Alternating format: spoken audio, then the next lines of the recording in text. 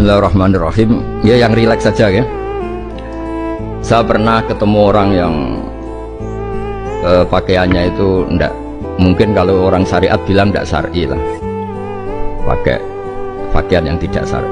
Tapi dia muslimah, dia ke masjid. Kita ditanya sama seseorang, Gus kok sama orang gitu mau bertemu gitu. Karena saya bilang kenapa? Dia pakaiannya ndak islami.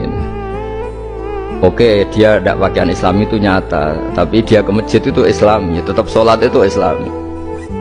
Ketika dia ingin sholat dan tetap sholatnya pakai takbir, pakai rukuk, pakai sujud itu Islami. Wong setelah di masjid ya pakai mukena, pakai. Kalau sama-sama nyata, Anda kan boleh ngingat sama-sama yang fakta. Dia punya kesalahan dalam berpakaian, dia punya kebenaran dalam sujud, dalam rukuk, dalam ibadah.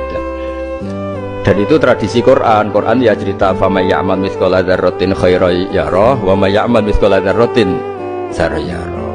Apa susahnya sih ingat dua-dua sisi itu? Sama bernegara atau bertetangga, kita bayangkan jangan bernegara dulu, terlalu luas, bertetangga saja ukuran, karena nanti sama, bernegara sama bertetangga itu hadisnya sama. Kita di kampung itu ya ada masjid, dan orang-orang yang nggak sholat juga nyumbang masjid. Bahkan ada yang nyumbang masjid banyak terus tidak sholat karena keramik saya sudah sholat katanya. Saya pernah ketemu orang model gitu itu ya ada. Jadi tapi ada juga yang sholat terus tapi nggak pernah nyumbang masjid. Ya orang banyak. Intinya itu Allah itu punya tradisi, punya sunnatullah. Kebaikan ya dihitung, kejelekan juga dihitung. Dulu ketika Rasulullah SAW hidup bersama komunitas yang majmuk, itu sebetulnya permintaannya Nabi, jangan halangi kami saat mau beribadah.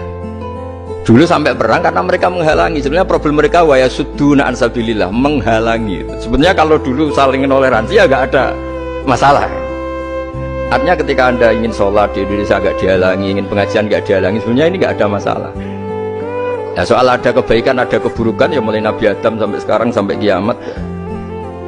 Itu cara pandang. Jadi cara pandang kita terhadap orang lain itu harus hal-hal yang nyata. Kalau kesalahan mereka nyata, kebaikan mereka juga nyata. Kenapa kita hanya ingat sisi yang jelek, tidak ingat sisi yang